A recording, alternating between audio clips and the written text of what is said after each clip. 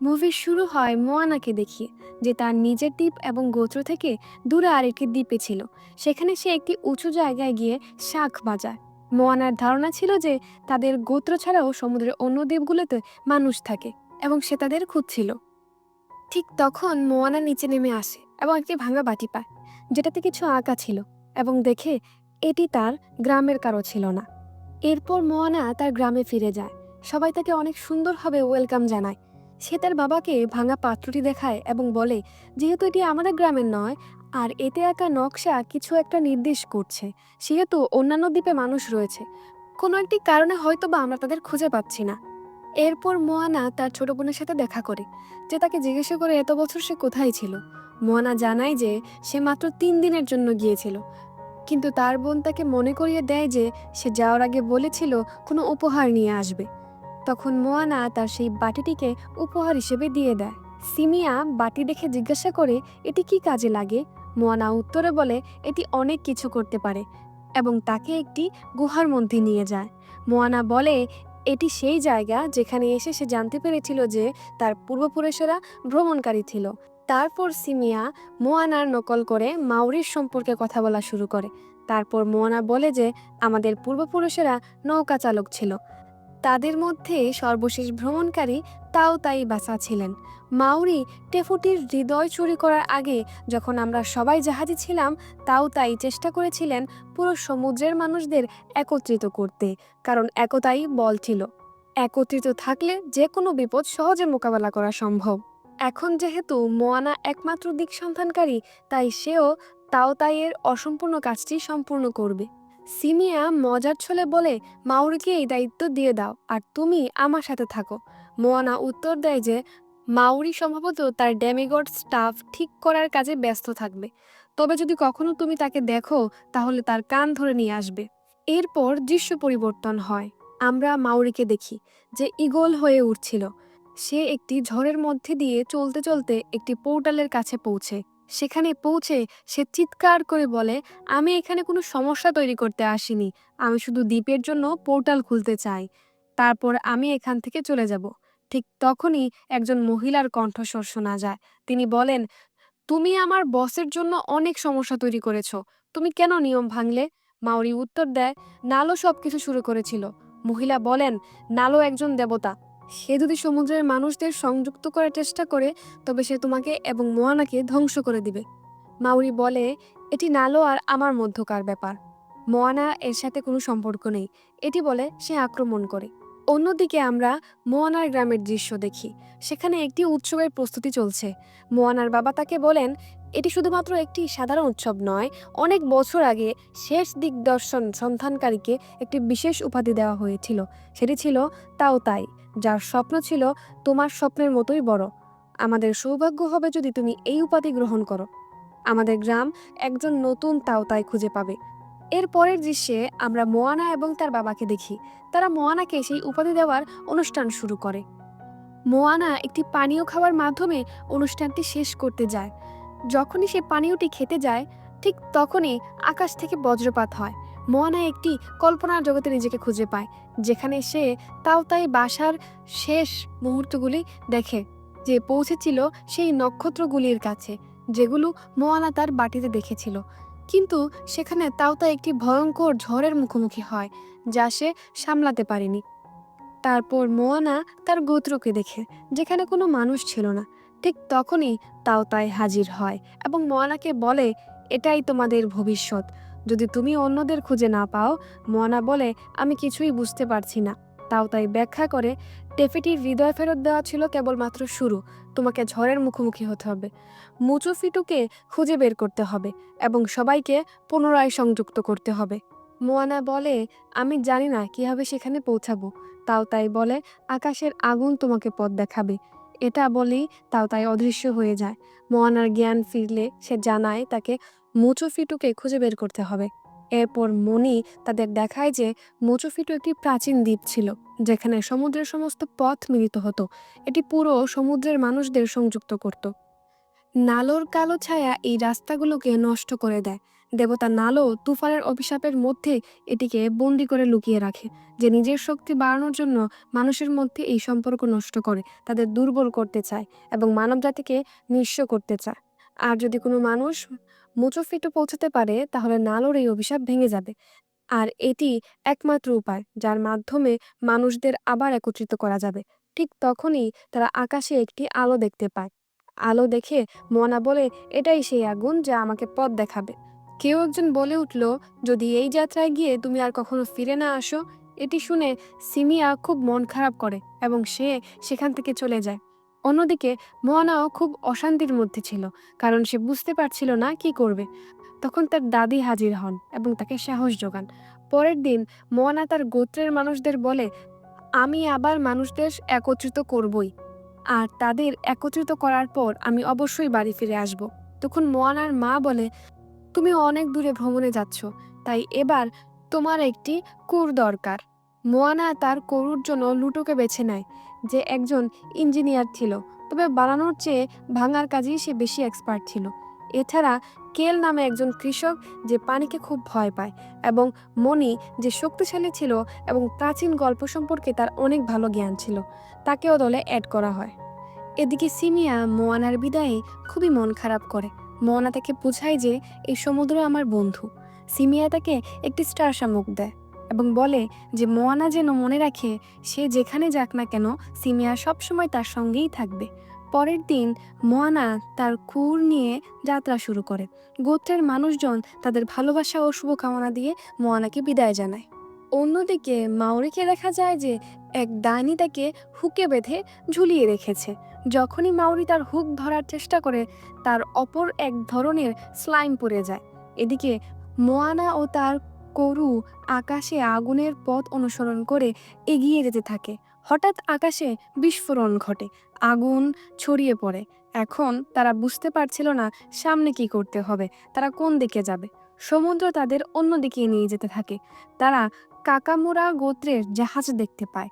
Moana ভাবে তারা আক্রমণ করবে, কিন্তু দেখে যে তারা একটি নৌকাকে একটি পর্বতের ফাঁক দিয়ে ঠেলে দিচ্ছে। তবে আসল ঘটনা ছিল সেখানে একটি কাজী মনস্টার ছিল, যে নৌকাটি ধ্বংস করে দেয়। এটি দেখে মোয়ানা ও তার দল ভয় পেয়ে যায়। তাদের নৌকা কাজী মনস্টারের দিকে এগিয়ে যায়। মোয়ানা কাকামুরা গোত্রের জাহাজ ব্যবহার করে তাদের নৌকাটি সেখান থেকে সরানোর চেষ্টা করে এবং সফল হয়। তবে তাদের নৌকা কাকামুরা গোত্রের জাহাজের সঙ্গে আটকে যায়। কাকামুরা গোত্র মোয়ানা ও তার করুর উপর ট্রাকুলাইজার ছোড়ে, যা তাদের সম্পূর্ণ শরীর অচল করে দেয়। এরপর তারা মোয়ানার নৌকায় আকামুচো ফিটোর ছবি দেখে। কাকামোরা গোত্র তাদের পূর্বপুরুষদের গল্প বলতে শুরু করে, যা মনি তাদের ট্রান্সলেট করে শোনায়। তারা বলে, আগে যখন সব দ্বীপ সংযুক্ত ছিল, তাদের একটি আলাদা দ্বীপ ছিল, কিন্তু নালো সমুদ্রকে তার অভিশাপে বিভক্ত করে ফেলে এবং সবাইকে বিচ্ছিন্ন করে দেয়। কাকামোরা গোত্রের প্রধান মোয়ানাকে বলে, যদি তুমি আমাদের এই কাজী মনস্টারকে পরাজিত করতে সাহায্য করো, আমরা তোমাকে মোজোফিটু পর্যন্ত পৌঁছাতে সাহায্য করব। মোয়ানা জানতে চায় কিভাবে তারা কাজী মনস্টারকে হারাতে পারে। লুটো বলে, এই মনস্টার আসলে একটি দৈত্যাকার ঝিনুক। এর দুর্বল স্থান খুঁজে বের করে বিষাক্ত তরল দিয়ে আঘাত করতে হবে। মোয়ানা এবং তার সঙ্গীদের ঠিক করার জন্য কাকামোরা গোত্র একটি স্লাইম মনস্টার বের করে, যা তাদের উপর দিয়ে হাঁটা শুরু করে এবং এক ধরনের সবুজ তরল পদার্থ তাদের উপর ছেড়ে যায়, যার কারণে তারা সুস্থ হয়ে ওঠে। ওই মনস্টারটি থেকে তারা বেহুশ করার পদার্থটিও বের করে। এরপর তারা একটি বর্ষায় বিষাক্ত তরল লাগিয়ে মোয়ানার হাতে দেয়। মোয়ানাদের নৌকাটি তাদের জাহাজের সাথে বেঁধে ক্রাজির ভিতর তাদের পাঠিয়ে দেয়। সেখানে গিয়ে তারা দানবের দুর্বল জায়গাটি খুঁজে পায়, কিন্তু তাদের নৌকার সামনে একটি গর্ত তৈরি হয়, যেখানে তারা পড়ে যেতে শুরু করে। সেই সময় বর্ষাটি মোয়ানার হাত থেকে পড়ে যায়। তখন কুটো তাদের নৌকার সাথে বাধা দড়ির সাহায্যে এসে সেই দুর্বল জায়গায় বিষাক্ত বর্ষা দিয়ে আঘাত করে, কিন্তু তাদের নৌকা একটি গর্তের উপর ঝুলেছিল, যা কাকামুরার জাহাজকেও গর্তে টেনে নিচ্ছিল। কটু, যে আসলে কাকামুরার ছেলে, সে বাকি সবার কথা ভেবে দড়ি কেটে দেয়। ফলে মোয়ানার সাথে থাকা সবাই গর্তে পড়ে যায়। সেই দানবটিও পানির নিচে তলিয়ে যায়। গর্তে পড়ার পর মোয়ানা একদিকে এবং বাকিরা অন্যদিকে চলে যায়। মনিরা মোয়ানাকে খোঁজা শুরু করে। তখন তাদের উপর আরেকটি মনস্টার আক্রমণ করতে গেলে কটু তাদের বাঁচায়। তারপর তারা এমন এক জায়গায় পৌঁছায় যেখানে মাউরি বন্দি ছিল। মনি এবং লুটো মাউরিকে দেখে অনেক বেশি এক্সাইটেড হয়ে পড়ে। তারা তার টেটু নিয়ে খেলা শুরু করে। তারপর মাউরিতে সাহায্য নিয়ে তার হুক উদ্ধার করে। মাউরি মোয়ানার মুরগি এবং পিগ দেখে বুঝতে পারে মোয়ানাও সেখানে আছে এবং বিপদে আছে, তাই সে তাকে খুঁজতে যায়। অন্যদিকে মোয়ানার জ্ঞান ফিরে আসে আর সে তার বোন সিমিয়াকে কথা বলার অবস্থায় তার কাছে পায়, কিন্তু এক পর্যায়ে সে বুঝতে পারে এটি একটি বাদুড়। তারপর সে বাদুড়ের উপর আক্রমণ করে এবং এটিকে তাড়িয়ে দেয়। তারপর হঠাৎই অনেকগুলো বাদুড় তাকে ঘিরে ধরে। সে তাদের মোকাবেলা করার জন্য প্রস্তুত হয়, নিজেকে সাহস জোগানোর মাধ্যমে। তখনই সেখানে তার দেখা হয় মাতাঙ্গির সাথে। মাতাঙ্গি নিজেকে পরিচয় দিয়ে বলে যে সে এই জায়গায় 1000 বছরের গার্ডিয়ান। সে বলে সে মোয়ানাকে এখান থেকে বের হতে এবং মোজোফুরিতে পৌঁছাতে সাহায্য করবে। মোয়ানা জিজ্ঞাসা করে কেন সে সাহায্য করতে চায়। মাতাঙ্গি জানায় নালো যখন মাচুফিটুতে অভিশাপ দিয়েছিল তখন তাকেও এখানে বন্দি করেছিল। সে বলে এই জায়গা পাহারা দিতে তাকে এখানে থাকতে হয়, তবে যতক্ষণ পর্যন্ত অভিশাপ মুক্ত না হয় সে এখান থেকে বের হতে পারবে না। এরপর মাতাঙ্গি তাকে মোচুফিটু যাওয়ার দরজায় একটি পোর্টালের কাছে নিয়ে যায়, যে রাস্তা তাকে মোচুফিটু পর্যন্ত ডাইরেক্ট নিয়ে যেতে না পারলেও তার যাত্রা সহজ করবে। তখন মাউরি ও বাকিরাও সেখানে পৌঁছায়। মোয়ানা কিছু শব্দ বলে আর সবাইকে আশ্চর্য করে শব্দগুলো তাদের ম্যাজিক দেখায় এবং পোর্টাল খুলে দেয়। পোর্টাল তাদের ভিতরে টেনে নেয়। মাতাঙ্গি মোয়ানাকে বলে প্রতিটি সমস্যার একটি বিকল্প সমাধান আছে, আমাদের শুধু অন্যভাবে চিন্তা করতে হয়। মোয়ানা পোর্টালে চাপ দেয়। এরপর সবাই একটি সমুদ্রে একটি নৌকায় পৌঁছায়, যেখানে তারা আনন্দিত ছিল। তারা মোচুফিটুতে পৌঁছানোর জন্য এক্সাইটেড ছিল। মাউরি বলে যে নালো মোচুফিটুকে একটি দানবীয় ঝড়ের মধ্যে বন্দি করেছে। এই অন্ধকার সমুদ্রে কোনো মানুষ আজ পর্যন্ত পৌঁছাতে পারেনি, তাই মাউরি ভাবেনি যে তারা এখানে আসবে। ঝড়ের মধ্যেই কিছু সামুদ্রিক দানব তাদের উপর আক্রমণ করে। মাউরি দানবদের সাথে লড়াই করে। এসবের মধ্যে মানি পানিতে পড়ে যায়, তাদের নৌকার পাল ছিঁড়ে যায়। সকালে সূর্য ওঠার পর দানবরা চলে যায়। তারা সবাই যেন একটুর জন্য প্রাণে বাঁচে। মাউরি মানিকে পানি থেকে উদ্ধার করে নৌকায় তুলে। তারা একটি শুষ্ক জায়গা দেখতে পায়, সেখানে নেমে তারা বিশ্রাম নেয়। তারা তাওটাই বাসার নৌকাও দেখতে পায়। মোয়ানার মন খারাপ হয়ে যায়, কারণ তার কারণে খুব বিপদের মধ্যে পড়েছে। তাদের যদি কিছু হয়ে যায় তাহলে সে নিজেকে ক্ষমা করতে পারতো না। মাউরি তাকে সান্ত্বনা দিয়ে বলে যে সে মোয়ানা অনেক সমস্যার সম্মুখীন হয়েছে, সে এটাও মোকাবেলা করতে পারবে এবং তারা এটি একসাথে করবে। মাউরি বলে যে সে তাদের যে কোনোভাবেই রক্ষা করবে এবং দ্বীপকে উত্তোলন করবে। তাদের শুধু দ্বীপটি একবার ছুঁতে হবে, তাদের অভিশাপ ভেঙে যাবে এবং সব ঠিক হয়ে যাবে।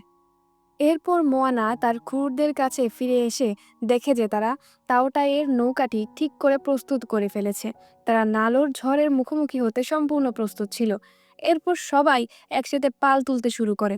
তারা কিছুটা পথ অগ্রসর হওয়ার পরই তাদের সামনে এক ভয়ঙ্কর বজ্রঝড় দেখা দেয়। সেই ঝড় তাদের দিক বড় বড় ঢেউ এবং বিদ্যুতের টর্নেডো পাঠাতে থাকে। সেখানে মাউরি বিদ্যুতের টর্নেডোতে আঘাত করে তা ধ্বংস করার চেষ্টা করে। এক পর্যায়ে মাউরি সবগুলো টর্নেডোকে ধ্বংস করে ফেলে, কিন্তু নালো প্রতারণা করে এবং আবার বিদ্যুতের টর্নেডো তৈরি করে। তখন মোয়ানা লক্ষ্য করে যে টর্নেডো মাউরিকে ইগনোর করে সরাসরি তাদের দিকে এগিয়ে আসছে। এটি দেখে তার মাথায় একটি আইডিয়া আসে। সে মাউরিকে বলে যদি সে তাদের রক্ষা করতে থাকে তাহলে তারা এই অভিশাপ কখনোই ভাঙতে পারবে না। এই ঝড় শুধু মানুষের উপর আক্রমণ করছে, তাই তারা ঝড়টিকে নিজেদের পেছনে টেনে নিয়ে গিয়ে দূরে সরিয়ে দেবে। অন্যদিকে মাউরি দ্বীপটিকে উপরে তুলে আনবে। এখানে মাউরি বলে সে লাখ লাখ দ্বীপ তুলতে পারবে, কিন্তু যদি তুমি না থাকো তাহলে এর কোনো মূল্য থাকবে না। তখন মোয়ানা একটা স্মাইলের সাথে বলে যে তারপর দেখা হবে। মাউরি বিদায় নিয়ে দ্বীপটি তোলার জন্য চলে যায়। অন্যদিকে মোয়ানা ঝড়ের সাথে লড়াই করতে থাকে। মাউরি তার হুকটি ব্যবহার করে দ্বীপটিকে তোলার চেষ্টা করে। ঠিক তখনই নালো বুঝতে পারে এবং তার উপর শক্তিশালী বিদ্যুতের আঘাত হানে। এতে মাউরি ট্যাটুগুলো মুছে যায় এবং একটি বিশাল বিস্ফোরণ ঘটে। মাউরি অজ্ঞান হয়ে পানিতে পড়ে যায় এবং মোয়ানার নৌকাটিও ক্ষতিগ্রস্ত হয়। মোয়ানা চিৎকার করে সবাইকে বলে মাউরিকে সাহায্য করার জন্য, আর সে আরেকটি রাস্তা আছে এটি বলে পানিতে ঝাঁপ দেয় এবং ডুবে যাওয়া দ্বীপের দিকে এগিয়ে যায়। ঝড় তার দিকে বিদ্যুৎ ছুঁড়ে আঘাত করতে থাকে। অন্যদিকে কেলরা মাউরিকে উদ্ধার করে এবং তাকে একটি ভাঙা নৌকায় তুলে। তারপর দেখা যায় মোয়ানাকে যে এগিয়ে গিয়ে সেই দ্বীপকে শেষ মুহূর্তে কোনোভাবে স্পর্শ করে, কিন্তু তখনই ঝড়ের বিদ্যুৎ তাকে আঘাত করে। তবু যেহেতু সে দ্বীপটিকে স্পর্শ করে ফেলে, নালোর অভিশাপ ভেঙে যায়। তারপর মাউরির জ্ঞান ফিরে এবং সে মোয়ানাকে খোঁজার জন্য পানিতে ঝাঁপ দেয় আর তাকে অজ্ঞান অবস্থায় খুঁজে পায় আর কান্না করা শুরু করে, কিছু একটা বলা শুরু করে।